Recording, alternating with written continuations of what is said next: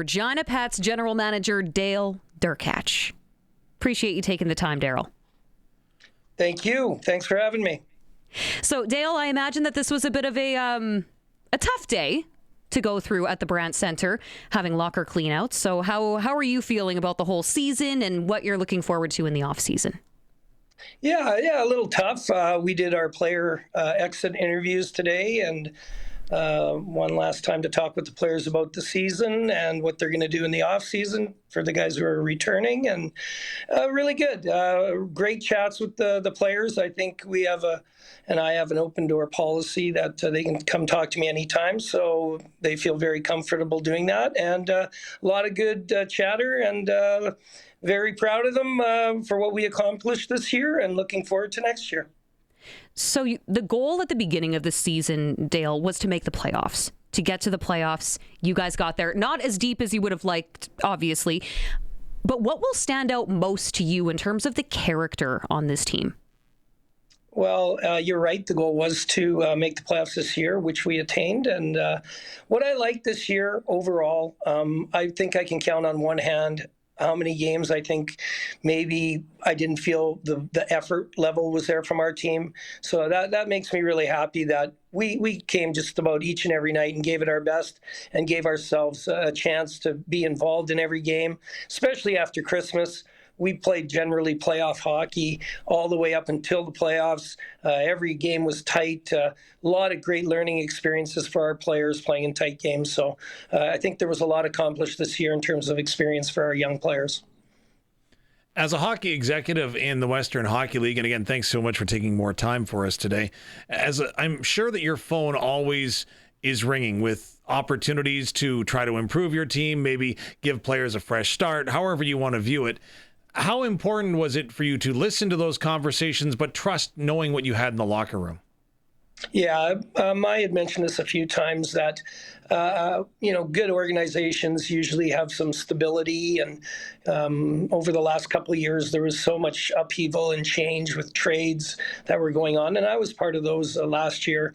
I just wanted to bring a calmness to the room, give the players somewhere they knew they could come and they're coming to work and feel good every day, and not that you walk into the dressing room and you see that so-and-so has to go see the general manager, and, everybody always worried, like, am I next to move or who's moving where? I just really wanted to bring that stability, and I think that helped in terms of having the players focus on their game, and they brought it.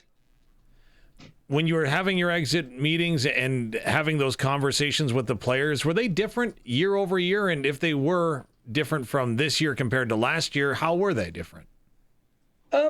They were really good this year. I didn't have as much interaction with the players last year as I was the assistant general manager. And of course, I was in on the exit interviews. But I think this year I was around the rink, whenever I could be. I still am on the scouting trail and doing that side of it. But I was at the rink probably twice as much as I was last year. So I really got to know the players. They got to know me. And I like I said, I really let them know that they could come talk to me at any time, and they did during the year. So it was easy. It was easy.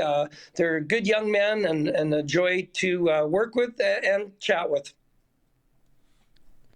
So how do you feel it's important for these, because you have a young team. The Regina Pats, they are a young team, and I think that's something a lot of people discussed this year, but they put up one heck of a fight over the defending champion Medicine Hat Tigers. The sting of a loss like that, what do you think they took from it? And why is it important to take something from it? Well, for sure it is. I think you took a lot from it. I told them after the game, though, how they feel right now is something I, from experience, know the exact feeling. Is when I played in the Western League, I happened to be lucky enough to play in 2 league finals and lose both times, and one was in Game 7. So I did know the feeling. And I told them that feeling every team will have in our league except for one. And then even that team will move on and play in the Memorial Cup, and they may end their season feeling just like we do. So I'd rather be in the fight and feel that way than never be in the fight. There's many people that never get the chance to know that feeling. It's not a great feeling, but there's times when you win, and it's all worth it. It's very evident the pride that you take in being an alumnus, being now the general manager of the Regina Pats, understanding what that logo means to you. You could see that emotion when you were named last June already as the general manager of the Regina Pats. What's the best part of your job? I think it's all good. There's so many things that go into the general manager side, and as well, like I said, I'm still head of the scouting department. I think probably watching the players grow from young men to now, really being a man. It's really excellent to see that, and we have just a great group of guys, and really proud of them. I heard a coach once mention years and years and years ago, I don't want to say how long because, well, it's going to date me, but the coach said, you got two options. You can either be bitter or you can be better. How can this group be better moving next year? Well, I think they want to win, and they saw what it took. There were different levels throughout the year. It ramps up from training camp to the start of the year to after Christmas to getting in the playoffs. And I think a lot of them have a lot to play for. We have guys that are going to get drafted this year. We have guys that are going to get drafted next year and the year after. We have a lot of good young players, and I think they can see it and they can feel it. A lot of buzz around our team this year. Lots of NHL scouts in the building, of course, to watch. And there's lots going on, and they're all excited to come back and be a part of it. Today it's announced that assistant coach Ken Schneider is going to be stepping away. He is retiring. So maybe you could speak a little bit about the impact that he made over his tenure with the organization.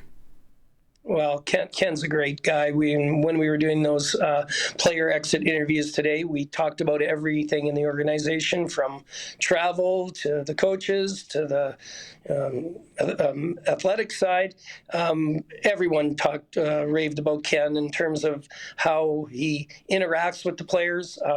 He's like probably a bit of a dad figure to some of them, and knows himself, having his son played for the Pats back, what the players are going through and what they need. And he's just a real true gentleman and a great guy, and he'll be missed. Kenny's awesome.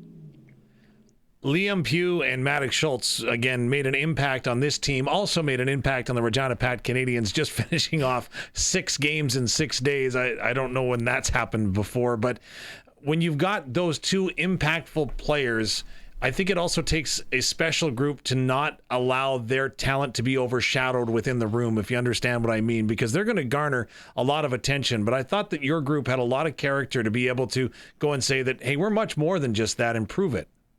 Yeah, not an easy situation, too. You have to remember they weren't always with us. So, we'd go up and play a game in Saskatoon and win 4-0, and we'd come home, and then those guys were going to be in the lineup. Well, geez, you're going to have to take a couple guys out of the lineup. That speaks to the character of some of our players, that they didn't let that bother them, and they continued to play, because obviously Liam and Maddox weren't with us for 3 of our playoff games, and we played well in the playoffs. So those players took it like real true men, and still came and gave it their all. Really proud of them. So what's ahead for you? Obviously, fans are going to start looking at the draft and what it might look like. Is that the next progression for you and the hockey operations department? 100% starting this weekend. We're every weekend now up until the draft away at an event. This weekend it's Manitoba is the first year-end tournament. Then it's on to BC the next weekend, then to Alberta for the last weekend of April. And then the draft is coming up. So it's going to be very quick. So 1 month away, we'll be looking at the new draft board. You've scouted players for a long time. What has that experience taught you? For example, me as a casual fan, I can see a guy go out and score 5 goals in 4 games and say, it's a pretty good hockey player. What do you see and look for? Oh, well, for me, obviously the first thing that stands out that anyone can see is skating, right? I tend to like players who are good skaters. I think if you skate well, that just makes the rest of the game very easy. But my next 2 areas that are very important, that are, you can interchange them. It's hockey sense, so understanding the game, understanding yourself as a player, and competitiveness. I think if those two areas are in order, you can work with that type of player who understands the game and someone that comes and wants to work and give their best. There's nothing better. They can find somewhere on the roster. Well, I hope that you do get some downtime. It sounds like you're going to be quite busy, but you might have to go catch a baseball game at some point. Take a break, Dale. Yeah, can't wait. Get out there with the shorts on and maybe some sunflower seeds. Could be fun. Well, congratulations on another season. Again, I know it didn't end the way that you wanted it to, but we appreciate you, again, taking the time to do this as you have a very busy off season to come. My pleasure. Anytime. Thank you.